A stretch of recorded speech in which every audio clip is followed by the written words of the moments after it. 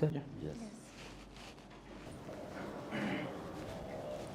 Good afternoon, sir. Good afternoon, ma'am. Please take seat. Thank you, sir. A brief introduction. Yes, sir. Sir, my code is FUR. મેં મારું graduation 2019માં civil engineering branch સાથે કરેલ છે. ત્યારબાદ sir જીપીએસસીની general એક્ઝામ્સની preparation શરૂ કરેલ છે. આ દરમિયાન સર જીપીએસસીની અલગ અલગ એક્ઝામ્સમાં state tax inspector, deputy section officer, police inspector અને સ્ટેટ ટેક્સ ઓફિસર તરીકે મારું સિલેક્શન થયેલું છે. હાલમાં હું સર ગુજરાત સરકારના ફાઇનાન્સ ડિપાર્ટમેન્ટમાં સ્ટેટ ટેક્સ ઓફિસર તરીકે ફરજ બજાવી રહ્યો છું. અચ્છા, પીએસઆઈમાં સિલેક્ટ થયા છો? પીઆઈમાં સિલેક્શન થયેલું છે સર. પીઆઈમાં? અચ્છા, જોઈન કર્યું છે કે બાકી છે? ના સર, જોઈન નથી કરેલું. સ્ટેટ ટેક્સ ઓફિસર જોઈન કરેલું છે. અચ્છા, Same કે પીઆઈમાં પાસ થયેલા છો? તૈયારી કરી છે બરાબર? જી સર.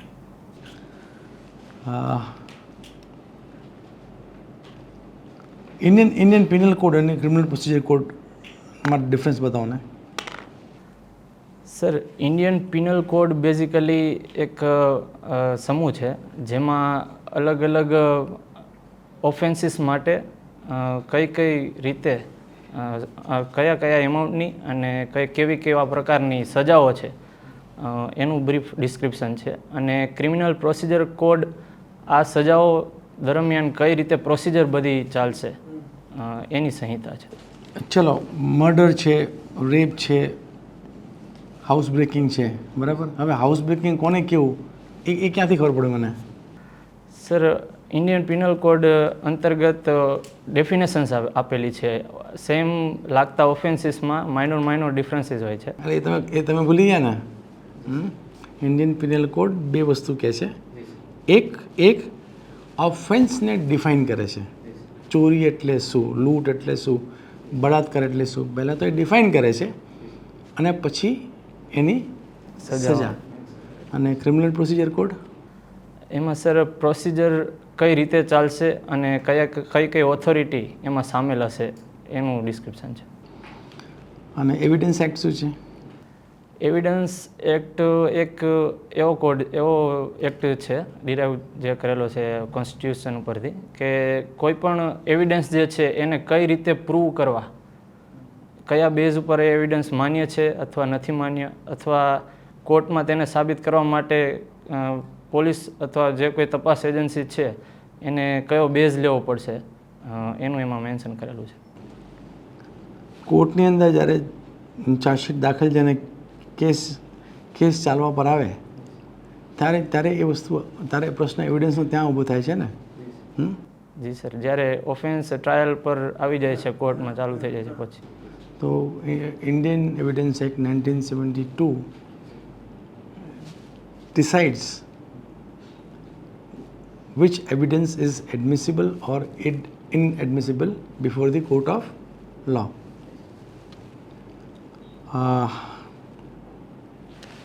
ગુજરાતના સારા ઓફિસરોમાં તમે કોને ગણો છો? હાલમાં સર કે આજ સુધીના તમામ? સર, વિકાસ સહાય સરને ગણી શકું.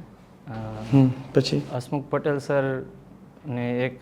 ચલો, વિકાસ સહાયને શા માટે તમારો as an officer of choice?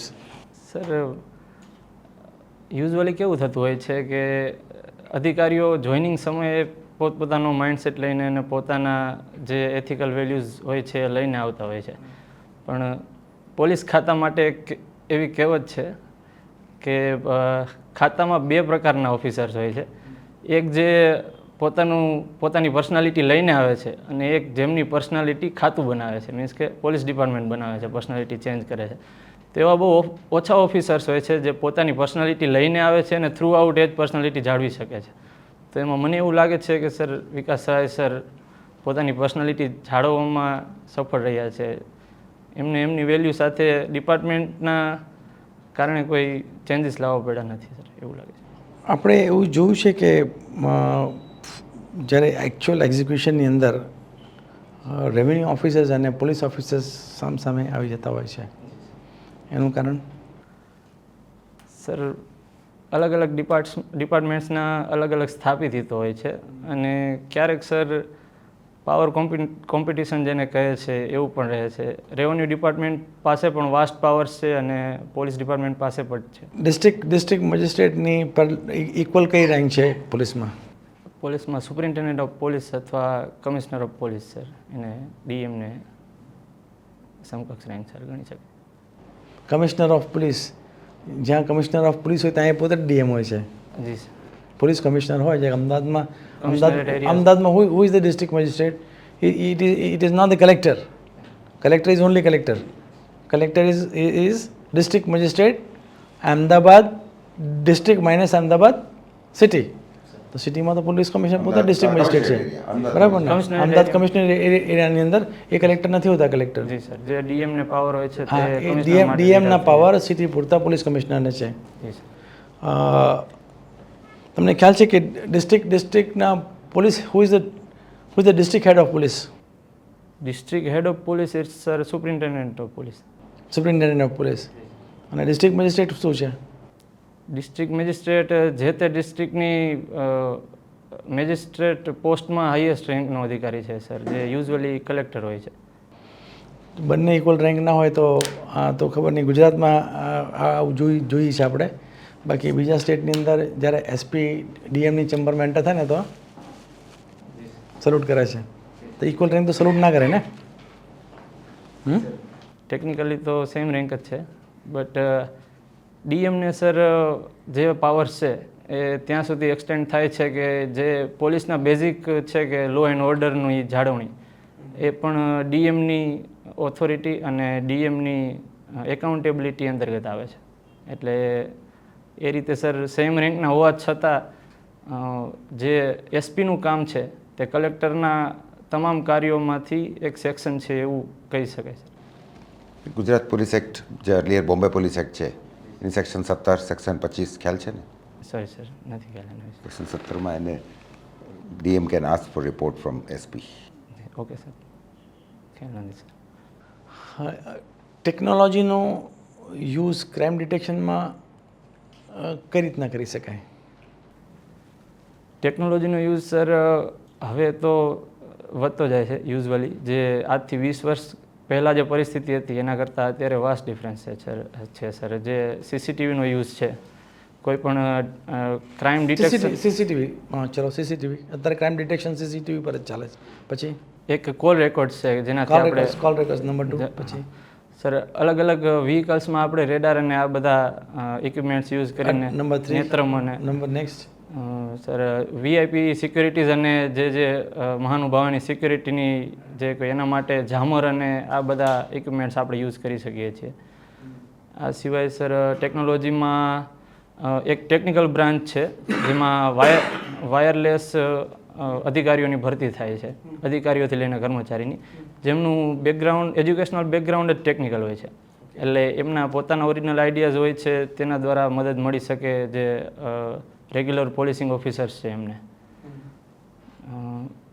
આ સિવાય સર એસીબી પણ નાના મોટા ઇક્વિપમેન્ટ્સ દ્વારા ઘણી બધી ટેકનોલોજી યુઝ કરીને કેસીસ સફળ રીતે અત્યારે હેન્ડલ કરી રહી છે સર, જેમાં કેમેરા પેન, હિડન માઇક્સ, આવા બધા ઇક્વિપમેન્ટ્સ યુઝ. આપ પોલીસ ઇન્સ્પેક્ટર છો, બરાબર? અને ક્યાંકથી સમાચાર આવે કે પેથાપુરમાં ફલાણી સોસાયટીની આગળ એક ડેડ બોડી પડી છે, તમે તમારા સ્ટાફ સાથે જાઓ તો પહેલાં તમે શું કરશો? સોરી સર, ક્વેશ્ચન રિપીટ કરશો?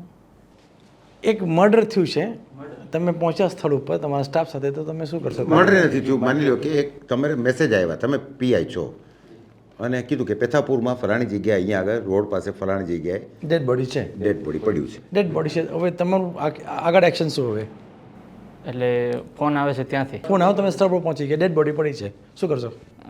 સર જો કન્ફર્મ ડેથ જ છે, જે આપણને પ્રાઇમરી રીતે જોવા મળે છે કન્ફર્મ ડેથ જ છે, તો સર એરિયા સીલ કરીશું સૌથી પહેલાં, જેના લીધે એવિડન્સ સાથે છેડછાડ ન થાય. આ પછી સર જો આપણી સાથે કોઈ મેડિકલ આસિસ્ટન્સ હાજર છે, ડૉક્ટર અથવા બીજા કોઈ, તો તેમના દ્વારા જે કોઈ પ્રાથમિક માહિતી આપણને મળી શકે એ લેવા માટે ટ્રાય કરશું. જો આવું ન થઈ શકે તો જેટલું પણ આપણું ફોરેન્સિક નોલેજ છે એને કામે લગાડીને જે કોઈ સિચ્યુએશન બેઝડ એઝમ્પશન્સ આપણને મળી શકે આવા નોટ કરશું. આની સાથે સર મેડિકલ ટીમને અથવા FSLને જાણ કરીને આસિસ્ટન્સ માટે તરત મળી શકે એવો કોમ્યુનિકેશન કરશું. જે કોઈ જે તે જગ્યાએ આ કેસ બનેલો છે તે જગ્યાના જે બીટ ગાર્ડ અથવા જે અધિકારીને સોંપાયેલ એરિયા છે. પણ ડેથ નેચરલ છે કે મર્ડર છે એ કેવી રીતના એસ્ટાબ્લિશ કરશો?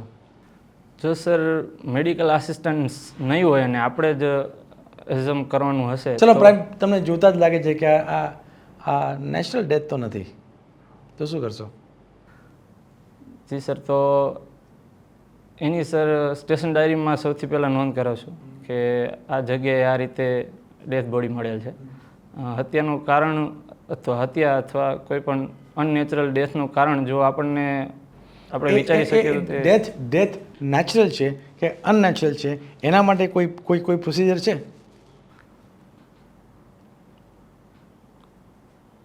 જી સર, પ્રોસિજર હશે જ, પણ હું અત્યારે વિચારી ઇન્ક્વેસ્ટ ખબર છે? ઇન્ક્વેસ્ટ પંચનામું ખબર છે? જી સર, કોઈ સમય વાંચેલું છે પણ અત્યારે સર રિકોલ નથી. ઇન્ક્વેસ્ટ પંચનામું હોય ને, બરાબર. હવે ચલો, એક કેસની અંદર એક વ્યક્તિ આવે છે અને FIR ફર્સ્ટ ઇન્ફોર્મેશન રિપોર્ટ આપે છે કોઈ ગુનાની, બરાબર. FIR રજિસ્ટર થઈ ગઈ, બરાબર. એ પછીની આખી પ્રોસેસ બોલો ને સિક્વન્સમાં. FIR રજિસ્ટર થઈ ગઈ. FIR રજિસ્ટર થઈ ગઈ એટલે સર તપાસ માટે જો IPC અંતર્ગતનો ગુનો છે તો આપણને 24 કલાક મળે છે પોલીસ ડિપાર્ટમેન્ટને. એમાં સર તપાસની કાર્યવાહી હાથ ધરવામાં આવે છે, જેમાં જે તે તમે એને કંઈ FIR ને કંઈ નંબર બમર આપશો કે નહીં? જી સર, ઓફકોર્સ. FIR, હા જી સર. નંબર આપશો? હા જી સર. બરાબર. અને ગુજકોપ એક પ્લેટફોર્મ છે, તેના પર FIR આનું રજિસ્ટર. FIR નો નંબર આપશો ને? જી સર, FIR નો નંબર. FIR રજિસ્ટર કરશો એનો નંબર આપશો, બરાબર. હવે ધારો કે તમારી પાસે તમે પેથાપુર પોલીસ સ્ટેશનના ઇન્ચાર્જ છો, બરાબર, અને સિદ્ધપુરમાં કોઈ ગુનો બન્યો છે અને એ ગુનાની તમારી પાસે FIR ફાળવાનું કહેશે તો તમે શું કરશો? સર, FIR આપણે લઈ લેશું અને એ FIR ટ્રાન્સફર કરીને સિદ્ધપુર પોલીસ સ્ટેશનમાં. એને કયો નંબર આપશો? એને કયો નંબર, કઈ નંબરની FIR? એનો કયો નંબર આપશો? સર, એક 0 FIR કરીને કોન્સેપ્ટ છે કે જેમાં કોઈ પણ જગ્યાએ તમે FIR નોંધાવી શકો છો. આ ઝીરો FIR ની કોન્ટ્રોવર્સી મણિપુર કેસમાં શું થઈ હતી? Sir, sorry sir, exact idea નથી એના વિશે. તમે સાચા છો કે જો તમારા જ્યુરિસ્ડિક્શનમાં બનેલો બનાવ હોય તો તમે એને નંબર આપીને FIR નોંધશો, પણ તમારા જ્યુરિસ્ડિક્શનની બહારનો હોય તો 0 FIR એને કહેવાય છે. 0 FIRથી તમે એને રજિસ્ટર કરશો અને જેનું જ્યુરિસ્ડિક્શન લાગુ પડશે એને તમે ટ્રાન્સફર કરશો.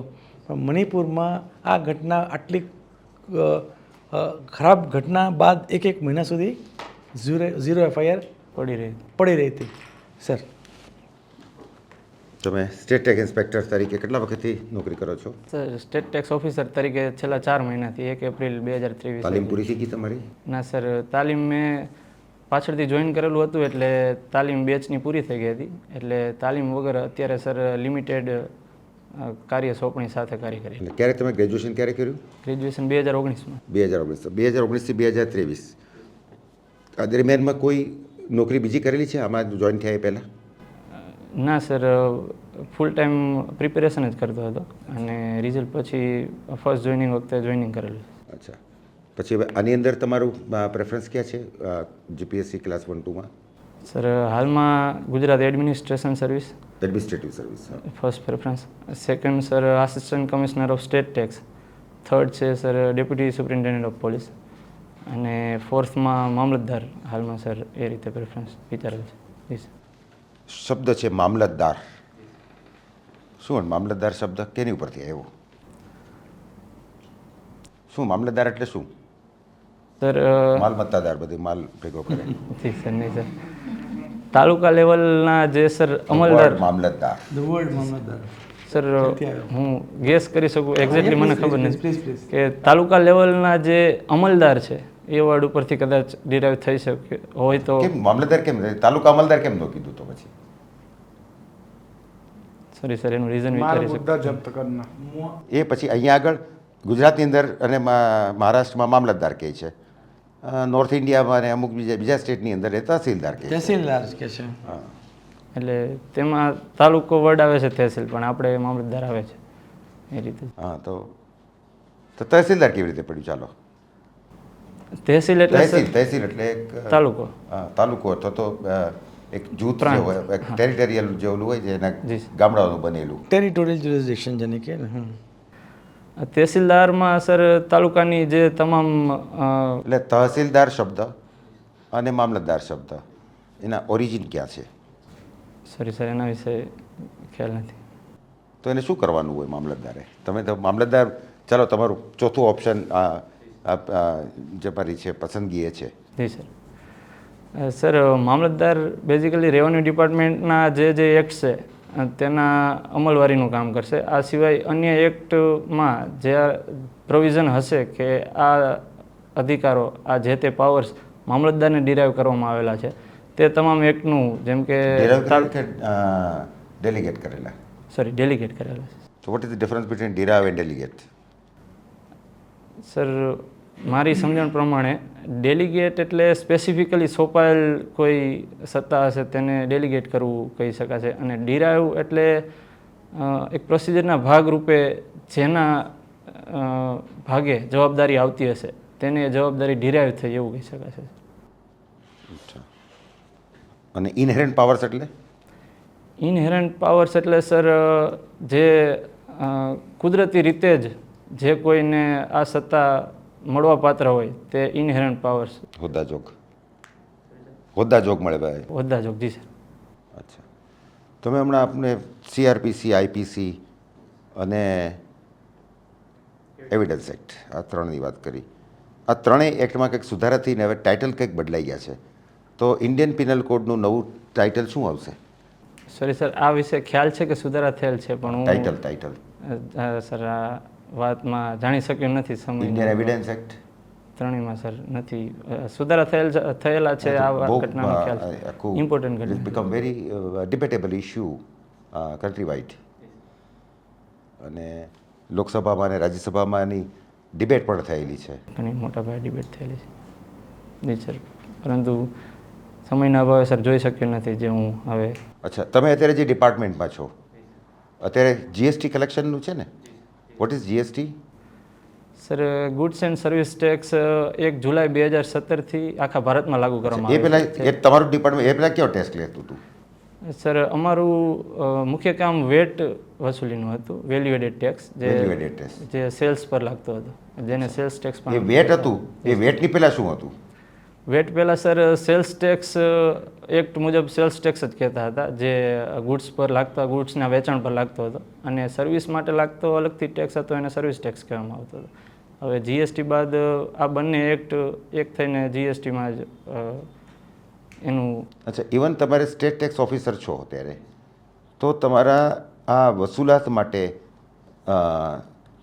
મહેસૂલના કોઈ પાવર આપવામાં આવ્યા છે? મહેસૂલી અધિકારીના કોઈ પાવર્સ આપવામાં આવ્યા છે તમને? અને એ આટલા ફંક્શન પૂરતા યુ આર રેવન્યુ ઓફિસર? જી સર. રિકવરીના જે કેસીસ છે એમાં સર કોઈ સંપત્તિ છે, જ્યારે ઇન્સોલ્વન્સીનો કેસ બને છે ત્યારે કોઈ સંપત્તિ ટાંચ કરવાની આવે છે, મીન્સ કે સંપત્તિ પર સરકારનો અધિકાર છે હવેથી, જે તે સંપત્તિ ધારનો હવે નથી. આ માટેની બોજા નોંધ મૂકવાનો જે પાવર છે સર એ ગેજેટેડ અધિકારી. ખાલી બોજા નોંધ મૂકવાના પાવર ક્યાં તમને બોલે? એટલે બોજા નોંધ માટેની જે અરજી રજિસ્ટ્રી તો મામલતદાર ઓફિસમાં થશે, પરંતુ તેના માટેનો જે ડ્રાફ્ટ છે એ અમે અધિકારી, ગેજેટેડ અધિકારી મામલતદાર ઓફિસને મોકલી શકશું, જેમાં મામલતદાર કચેરીએ બોજા નોંધ મૂકવાની જરૂર નહીં રહે, એમની સાઇનથી. બરાબર. અચ્છા, એટલે બોજો કોઈ પણ પ્રોપર્ટીમાં બોજો દાખલ કરી ગયો એટલે વસૂલાત આવી જાય? ના સર, પછી શું કરવું પડે? વસૂલાત માટે સર આખી પ્રોસિજર છે, જેમાં જંત્રી મુજબના જે તે સંપત્તિના ભાવો જાણીને અલ્ટિમેટલી જો સંપત્તિ ધારક છે અથવા જેના પર રિકવરીનો કેસ દાખલ છે એ ભરવા માટે જો સહકાર નહીં આપતા હોય તો હરાજી સુધીની પ્રોસિજર કરી શકે છે. જંત્રીના એ ભાવ કોણ મુજબ- કરશે એ કોણ કરશે પછી? એ સર અત્યારે ફાઇનાન્સ ડિપાર્ટમેન્ટ જ કરી રહ્યું છે. જે રિકવરીનો કેસ અમારા પાસે હોય છે એની રિકવરી અમે જ કરી રહ્યા છીએ. હવે એટલે તમારી જે વસૂલાત છે એ જમીન મહેસૂલી બાકી તો નથી? એ જમીન એકચ્યુઅલી લેન્ડ રેવન્યુ કોડ મુજબ જમીન મહેસૂલની બાકી, અને બાકી કઈ મુદત રીતે બાકી, બરાબર ને? એટલે એમને ભરવાના છે, એ નિયત સમયમાં ન ભરે પછીની જે વસૂલાત છે તો એમાં વસૂલાતના હળવા ઉપાયો અને ભારે ઉપાયો, આ મહેસૂલી અધિકારીને આ પાવર્સ આપેલા છે. તો એ પાવર્સ મુજબ પછી તમારે હળવા ઉપાય અને ભારે ઉપાયો અખત્યાર કરવાના છે, અને આ પાવર્સ મહેસૂલ અધિકારીને જ છે. તો આટલા એનું જે જમીન મહેસૂલ કાયદા અંતર્ગત જે અમારી સત્તાઓ છે આ સુધી. એની પ્રકરણ 12 જે છે, જી સર. એ પ્રકરણ 12ના પાવર્સ ઓકે સર. પ્રકરણ 12 વિશે વધારે ખ્યાલ નથી, પણ સિવાય કે સેક્શન 157 158 સિવાયના પાવર્સ તમને પણ આપ્યા છે. અને આટલા હેતુ માટે તો ત્યાં આગળ state tax officer and revenue officer થયા તમે, જી સર. એ વાતમાં અને એ બે ભેગું કરવાના પાવર સરકારને ક્યાંથી મળે છે? ચાલો એ ખબર છે? ના સર, એના વિશે અત્યારે આપના કહેવા બાદ ખ્યાલ આવેલો છે. અચ્છા, તો એ વસૂલાત માટે તો તમારે તમારી વસૂલાત જે છે જીએસટીની વસૂલાત એને જમીન મહેસૂલની બાકી તરીકે વસૂલ કરી શકાશે એવું તમારા કાયદામાં હોય તો પછી કલેક્ટરને વસૂલાત કરવા માટે રિકવરી સર્ટિફિકેટ ઇસ્યુ કરવું પડે. અને એ ક્યારે જમીન મહેસૂલની બાકી તરીકે એને ટેગ કરી શકાય છે? Once you issue recovery certificate. Recovery certificate કયા એક્ટ નીચે આપવામાં આવે છે?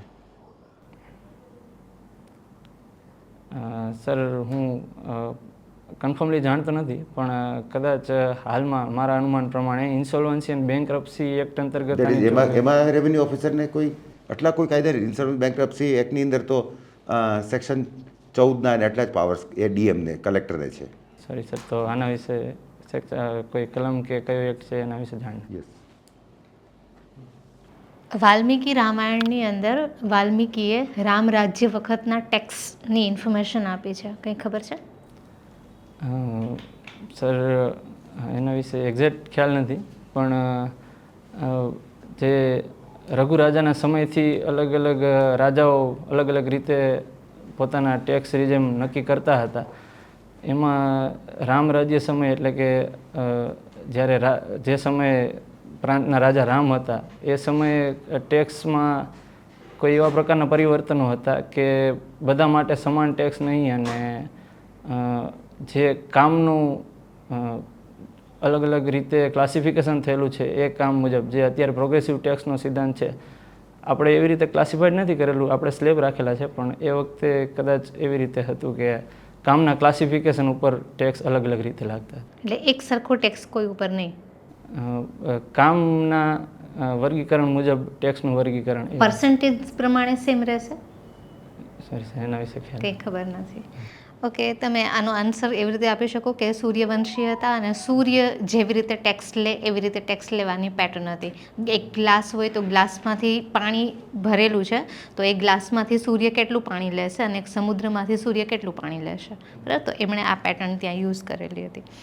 ઓકે, આપણે પોલીસ વ્યવસ્થાનો પાયો કોણે નાખ્યો ઇન્ડિયામાં? આપણે અહીંયા ઇન્ડિયાની અંદર પોલીસ વ્યવસ્થાનો પાયો કોણે નાખ્યો એવું કહેવાય? સર, કોર્નવોલિસ જે તે સમયે ગવર્નર જનરલ હતા, તે સમયે પોલીસ વ્યવસ્થાનો કોન્સેપ્ટ ભારતમાં લાવેલા હતા. એ પહેલાં રાજાશાહી સમયે પણ અલગ અલગ રીતે અલગ અલગ નામે ગ્રામ પટેલ, પછી અક્ષપટલાધિકૃત અધિકારી, આવા બધા અલગ અલગ નામોએ કાર્ય કરતી સંસ્થાઓ હતી, પણ પોલીસ નામ અને જે યુનિફાઈડ માળખું છે એ કોર્નવોલિસના. બીજું આ સિવાય પોલીસ વ્યવસ્થાના પાયા સિવાય કંઈક બીજું એમણે કર્યું? જી સર, સિવિલ સર્વિસની શરૂઆત ભારતમાં કરનારા. ઓકે, એ સિવાય કોર્નવોલિસ કોડ એક એમને દાખલ કરેલી સંહિતા હતી કે જેમાં કઈ રીતે સરકારના રિપ્રેઝેન્ટેટિવ્સ છે એમને વર્તવું એની અને અન્ય વહીવટી વિગતો અને વહીવટી પ્રોસિજર વિશે સંહિતા હતી. ઓકે, તમે વાત કરી કે જેનાથી તમે ઇન્સ્પાયર છો એ બહુ બધા એથિક્સ ગુણ લઈને આવ્યા અને એઝ ઇટ ઇઝ અત્યારે છે, તો કેવા ગુણોની જરૂર પડતી હોય છે? સર સિવિલ સર્વન્ટ તરીકે નહીં, કયા પોલીસ ગુણ? વ્યવસ્થામાં તમે વાત કરી ને કે હા, તો એમાં કઈ ટાઈપના ગુણ જરૂરી છે? સર પોલીસ વ્યવસ્થામાં હું માનું છું ત્યાં સુધી ધીરજનો ગુણ વધારે સૌથી ધીરજ વધારે. હોવી જરૂરી છે. જી સર. કેમ? સર તપાસ પ્રોસિજર લાંબી અથવા ટૂંકા સમયગાળાની હોઈ શકે, પરંતુ એ પૂર્ણ થાય ત્યાં સુધીમાં ઘણા બધા પ્રકારના પારિસ્થિતિક ચેન્જીસ આવતા હોય છે. તો કોઈ પણ પરિસ્થિતિ ચેન્જ થવાના ટાઈમ ઉપર તમે તુરંત ડિસિઝન ન બનાવો, એના માટે એક ધીરજનો ગુણ હોવો જોઈએ, જેથી કોઈ એક ડાયરેક્શન પૂરતા તમે લિમિટેડ ન થઈ જાઓ તપાસના મુદ્દામાં. ઓકે, એ સિવાય બીજા કોઈ ગુણ? બીજા સર ગુણમાં એક ઓનેસ્ટી અને હમ્બલનેસ, આ બે ગુણ વધારે ઇમ્પોર્ટન્ટ મારી દ્રષ્ટિએ એટલા માટે છે સર કે તમે કોઈ સિચ્યુએશન છે, કોઈ સ્પેસિફિક કેસ છે, એને તમે તમારા પર્સપેક્ટિવથી ઓનેસ્ટલી જે રીતે સૌ પ્રથમ જજ કરેલો છે એને તમે વળગી રહેશો તો એવું લાગે છે, મને એવું લાગે છે કે તમારા સાચા ડિટેક્શનના ચાન્સીસ વધશે. તમે પરિસ્થિતિ મુજબ વિચારતા જશો કે હા આવું પણ હોઈ શકે, પેલું પણ હોઈ શકે, તો તમારા ઝડપથી તપાસ પૂર્ણ થવાના ચાન્સીસ વધારે રહે છે, પણ બની શકે કે તમે ભટકી શકો. ઓકે, પ્લેટો નામ સાંભળેલું છે? હા, એમણે પોલીસ વ્યવસ્થા એટલે એક રક્ષક, એમણે રક્ષક શબ્દ યુઝ કરેલો છે. તો એમણે એવું કહેલું છે કે રક્ષકનું એજ્યુકેશન કઈ રીતે હોવું જોઈએ, એના વિશે તમને કંઈ આઈડિયા છે? સર એટલો જ આઈડિયા છે કે એક નોલાન કમિટી કરીને એક કમિટીની ભલામણો હતી પોલીસ ડિપાર્ટમેન્ટમાં સુધારા લાવવા માટે, મીન્સ કે સિવિલ સર્વિસ જનરલી, પણ એમને જે પોલીસ વ્યવસ્થામાં સુધારા સૂચવેલા હતા એ પ્લાટોના સિદ્ધાંતો thinking ઉપર પરથી કરેલા હતા. જેમાં સર એક સુપ્રીમ કોર્ટનો કેસ હતો સર, હાલમાં કેસનું નામ રિકોલ નથી કરી શકતો, એમાં માનનીય સુપ્રીમ કોર્ટે પણ આનો ઉલ્લેખ કરેલો હતો કે જેમાં પોલીસ વ્યવસ્થા એને નવો જે પોલીસ રિફોર્મની જરૂર છે એના અંતર્ગત આ બધા નોલન કમિટીના જે સૂચનો છે એમાંનું એ પ્લાટોના સૂચનો માનવા બરાબર છે એવી નોંધ કરેલી છે. ઓકે, એક સિચ્યુએશન છે, તમારા બેસ્ટ ફ્રેન્ડના મેરેજ છે, તમે ત્યાં ગયા છો અને તમને ખબર પડી કે એમના સસરા એમને 1 કરોડ રૂપિયા ગિફ્ટમાં આપે છે અને તમારા ફ્રેન્ડ લેવાના છે, તો તમે શું સ્ટેપ લેશો? સર હું સૌપ્રથમ તો એ મિત્ર પાસેથી જ, જો મારો ખાસ મિત્ર હશે તો મને એવું લાગે છે કે મને સાચી પરિસ્થિતિથી અવગત કરશે, હું એની પાસેથી જાણવા પ્રયત્ન કરીશ કે આ જે કોઈ રકમ તમને ગિફ્ટ તરીકે મળી રહી છે એ તમારા દ્વારા માગણી થયા પછી મળેલી છે, જે તે કન્યાના પિતા છે એમના દ્વારા તમને ખુશ રાખવા માટે અપાયેલી છે કે શું આના પાછળનું પ્રયોજન શું છે એ જાણવા માટે સર. એ એમ કે 1 કરોડ લેવા તૈયાર છે, પણ ડેફિનેટલી એમ જ કહેશે ને કે અમે માગ્યા નથી, પણ એ આખી જે વ્યાખ્યા છે એ તો દહેજમાં જ જાય છે. જો સર એમનો જવાબ એવો હશે કે મેં માગ્યા નથી, તો હું સર બીજા કોઈ પાસેથી પણ જાણવા પ્રયત્ન કરીશ કે ખરેખર મુદ્દો શું છે, અને આ લેવાનો કોઈ એથિકલ અથવા પ્રેક્ટિકલ કોઈ દૃષ્ટિકોણથી જસ્ટિફિકેશન છે નહીં કે તમે આવી રકમ જેના ઉપર તમારો અધિકાર નથી પરંતુ તમે માત્ર એટલા માટે સ્વીકારી રહ્યા છો કે એક નવા સંબંધથી તમને આટલો આર્થિક લાભ થાય છે, તો એ હું તમને થોડી સિચ્યુએશન હજી પેલી કરી દઉં કે સગાઈ પછી જે એમના ભાવિ પત્ની હતા એમણે જેવું કહેલું હતું કે 1 કરોડ માંગી લેજો કેમ કે અધરવાઇઝ એ નહીં આપે, અને એટલે એમણે માંગ્યા છે. સર જો હું એવું વિચારું છું કે જો મારા મિત્ર પોતાના વ્યક્તિત્વમાં વિશ્વાસ ધરાવતા હશે તો ભલે એમના પત્ની દ્વારા પણ આવું કહેવામાં આવ્યું હશે તેમ છતાં તે સ્વીકારશે નહીં, કારણ કે પણ એ તો સ્વીકારવા તૈયાર થયા છે, તમે શું કરશો એ વાત થઈ ગઈ. એમણે તો હા પાડી દીધી કે ઓકે, એટલે સૌ પ્રથમ એમને સમજાવવા પ્રયત્ન કરીશ કે આ લેવાથી તમારા મૂલ્યનું પણ પતન થઈ શકે છે, ઘણા બધા એવા જે તમારા હાલના એક્ટિવિટીઝ છે તે ઓછી થઈ શકે છે, તમારામાં હાલના જે ઉદ્યમના ગુણો છે એનો પણ હ્રાસ થઈ શકે છે, અને આજ સુધીમાં આપણી મિત્રતામાં જે કોઈ સમયે આપણે જે કોઈ મૂલ્યોની વાતો કરેલ છે એની સાથે તો આ વસ્તુ બંધ બેસતી એવું મને લાગતું નથી. તમે એક મેરેજમાં આટલી બધી વાતો કરી લેશો એમની સાથે સારી વસ્તુ છે. Okay sir. મારા વતી તમે જ પૂછો સર. તો there is nothing further. જો એઝ અ પોલીસ ઓફિસર બરાબર યુ હેવ ટુ એન્ફોર્સ. તમે કહો છો ને કે વિનમ્ર થઈને, તો એ એબ્સોલ્યુટ સ્ટેટમેન્ટ નથી બરાબર, સબ્જેક્ટિવ સ્ટેટમેન્ટ છે. જ્યાં પોલીસિંગ કરવાની છે ત્યાં પોલીસિંગ જ કરવાની છે 100%. બરાબર ને. જી સર. સબ્જેક્ટિવ એ સર એ અર્થમાં કીધું હતું, વધારે એમાં સ્પેસિફાઈ કર્યું. હા, તો થોડું સ્પેસિફાઈ કરવાની જરૂર હતી બરાબર, કે પોલીસના રોલ છે એ તમારા સિચ્યુએશન શું ડિમાન્ડ કરે છે, કે રિક્વેસ્ટ ડિમાન્ડ કરે છે કે દંડો ડિમાન્ડ કરે છે. સિચ્યુએશન બધી જગ્યાએ અલગ અલગ હોય છે. બાકી મને તો કશું લાગતું નથી. જેટલા પણ પેરામીટર્સ છે બધા પેરામીટર્સમાં હું તમને બિલકુલ તમે જે પેલું બેન્ચમાર્ક મોકલ્યું છે હાઈ જમ્પનું, તમે કૂદી શકો છો મને એવું લાગે છે. અને ઓલો સરસ જવાબ આપ્યો કે પોલીસની અંદર ઘણા વ્યક્તિત્વ લઈને આવે છે અને ઘણાનું વ્યક્તિત્વ ડિપાર્ટમેન્ટ. અને બીજું તમને કહું કે તમને પોતાને ખબર છે કે તમે કેટલા પાણીમાં છો, તેમ છતાં તમારી જે સિમ્પ્લિસિટી છે ને, જે અંબલ પોસ્ચર છે ને, જે તમારો જે રીતે તમે રિપ્લાય કર્યો બધા ક્વેશ્ચન્સ, એ તમારી બહુ મોટી સ્ટ્રેન્થ છે. નહીં તો તમારા જેટલો નોલેજ કોઈ તમારી ઉંમરના છોકરાને હોય ને તો એની જ્યાંથી એન્ટર થાય ને ચેમ્બરમાં અને જે રીતના બેસન જે રીતના બોલે ને, આંખોને ટોન ને બધું અલગ હોય. પણ આટલું બધું હોવા છતાં પણ તમારામાં જે એક સિમ્પ્લિસિટી છે એ તમારી સ્ટ્રેન્થ છે. એક આ જોઈ લેજો આઈપીસી આજે એવિડન્સ સાક્ષ્ય અધિનિયમ અને એ યાર સર એમાં એવું થયેલું છે કે હમણાં સર જીએસટીમાં ફેક રજિસ્ટ્રેશન ડ્રાઈવ ચાલુ છે જૂન મંથથી, તો વર્કલોડ વધારે હતો એટલે હું આ 15 દિવસની રજા લઈને કાલે જ રજા લઈને આવ્યો છું ગાંધીનગર, ને હવે રીડિંગ મારે ફેક રિલેટેડ બાકી રહી. પ્લેટો એવું કહેલું છે કે રક્ષક હોય ને એમણે કાં તો છે એ પ્રાર્થનાઓ સાંભળવી જોઈએ સંગીતની અંદર, અને કાં તો એમણે શૌર્ય ગીતો સાંભળવા જોઈએ. મતલબ શૌર્ય ગીતો અને પ્રાર્થના સિવાય રક્ષકે બીજા કોઈ પણ ગીતો ના સાંભળવા જોઈએ, આવું પ્લેટો કહે છે. મતલબ આઇટમ સોંગ્સ ને એવું તેમણે સાંભળવું જ ના જોઈએ બરાબર. તો કોમ્યુનિટી પોલીસિંગમાં મુદ્દો હતો પ્લેટો, હું ભૂલી ગયો હતો એટલે સ્પેસિફિકેશન મેં વધારે આગળ કરેલું. હિમાલય સિંહ, જો તે એક તો મેડમને સર અને સાહેબ કહી દીધું. એ છે ને પોલીસ વ્યવસ્થામાં સર કે છે એટલે એ એમની પેટર્નના લીધે એમણે કહેલું છે. એવું છે સર. ચાલે અમારા એક એસપી મેડમને સર સરસ હું શું કહેવાય કહું છું તને, તું આન્સર આપે છે જે તે સાહેબે તને કીધું 5 તું નામ આપ સાયન્ટિફિક ટેકનોલોજીના પોલીસ વ્યવસ્થામાં, તો સરે ખાલી કીધું નામ આપ, તું એને એક્સપ્લેન ના કરી, એટલે સરને દર વખત કહેવું પડ્યું કે અગેન સાંભળો, તમે ક્વેશ્ચન સાંભળો. એ એક મુદ્દો, કારણ કે હું તો તને ક્વેશ્ચન પૂછવા બેસ્યો જ નહીં એવું માનીને ચાલતું. સર એમાં એવું હતું કે પહેલાં 2 ઇક્વિપમેન્ટ તો મને યાદ આવી ગયા, પણ હું એલાબોરેટ એટલા માટે કરતો હતો કે નેક્સ્ટ યાદ કરી શકું. તું ટાઈમ લેતો હતો, પણ ખાલી આ તો મેં કીધું ટુ ધ પોઈન્ટ, એટલે બસ એક છે કે ટુ ધ પોઈન્ટ બોલી જા બરાબર. પછી મેડમ જે તને ક્વેશ્ચન પૂછતા હતા ને પૈસા ઉપર, એમનું એક્ઝેક્ટલી એ મારા ખ્યાલથી એવું પૂછવું હતું કે તું એસટીઆઈ તરીકે ભાઈ આને શું કરીશ.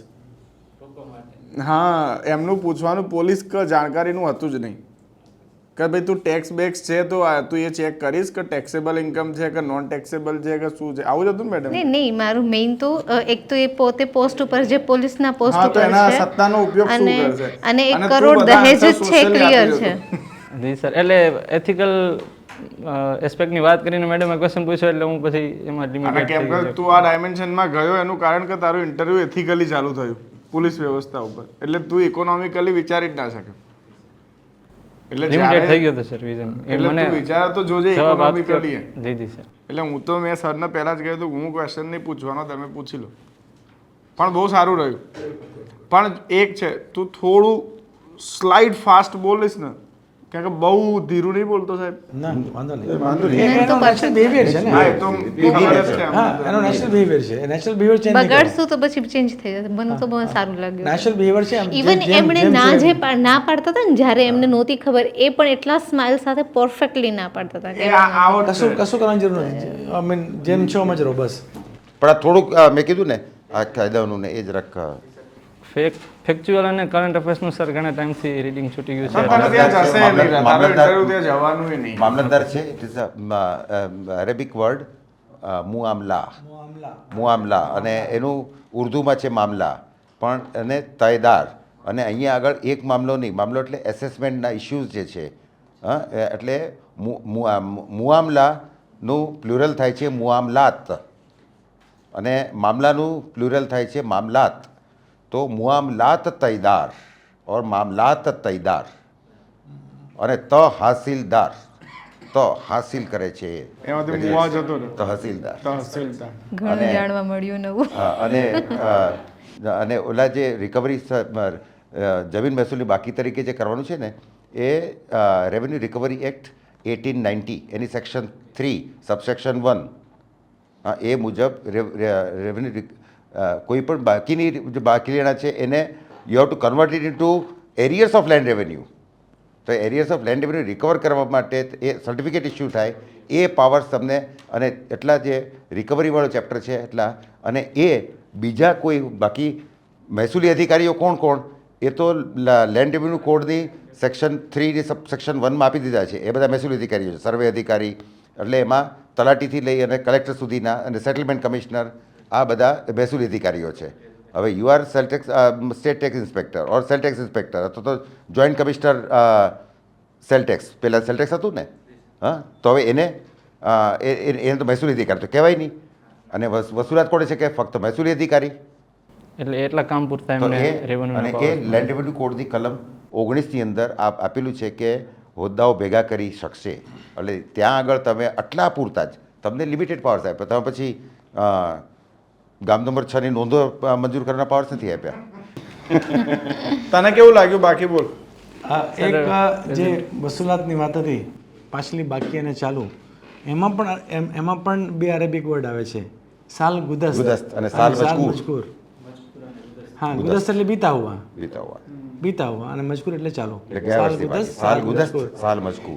ઇનફેક્ટ જે રેવન્યુ ના જેટલા પણ ટર્મ્સ છે ને એ બધા અરેબિકમાંથી આવેલા છે. શા માટે ખબર છે? શું છે શા માટે? સર કેમ કે યુઝ્યુઅલી જે રેવન્યુ એના પર પછી આવીએ. જેમ સાહેબે કીધું ને કે મરાઠી તો આપણે બધા પાણી પત્ર કહીએ, પાણી પણ એ પાણી નથી, પહાણી છે. પહાણી મતલબ અસેસમેન્ટ, ઇવેલ્યુએશન અસેસમેન્ટ. પહાણી પત્રક. કાંઈ પાયલા તમે શું જોયું એમ? જી સર. મુગલ સામ્રાજ્યના સમયથી આ બધું સંહિતાબદ્ધ થવાની શરૂઆત થઈ તો એનું ઓરિજિન ત્યારથી હોય. મુગલ ડિનેસ્ટી રૂલ કરતી હતી ને ત્યારે the court language was Persian, it was not Arabic. બરાબર? આ શા માટે આવ્યું અરેબિક વર્ડ? શા માટે આવ્યા? કારણ કે અરેબિક જે લેન્ડ રેવન્યુ રિફોર્મ્સ અને લેન્ડ રેવન્યુમાં સૌથી સારું કામ કર્યું હોય તો કોણે? આરબ કન્ટ્રી હોય ના, કોણે? યાદ કરો, એક છોટા ટાઈમ માટે વચ્ચે આવી ગયા હતા, બહુ ટૂંક સમય માટે. ટૂંક સમય માટે, અને ઘણું કરી નાખ્યું એને. શેરશાહ સૂરી. બરાબર? શેરશાહ સૂરી વોઝ અરબ. એટલે અરેબિક ટર્મ્સ અને મરાઠી ટર્મ્સ હતું. ઇવન દાખલા તરીકે ચીટનીસ છે, પહેલા તો ચીટનીસ છે એ ગુજરાત અલગ થયું ત્યાં સુધીમાં જે રેવન્યુના ચિત્તાનવીસ એટલે એનો મતલબ થાય છે સેક્રેટરી, ઓકે હા સચિવ. ચિત્તાનવીસ ચિટનીસ થઈ ગયો. સર રકબો, રતલ એ બધા અરેબિક વર્ડ્સ છે. સર પહેલી વાર સાંભળી રહ્યો છું. રકબો, રતલ તુમાર. હા બરાબર.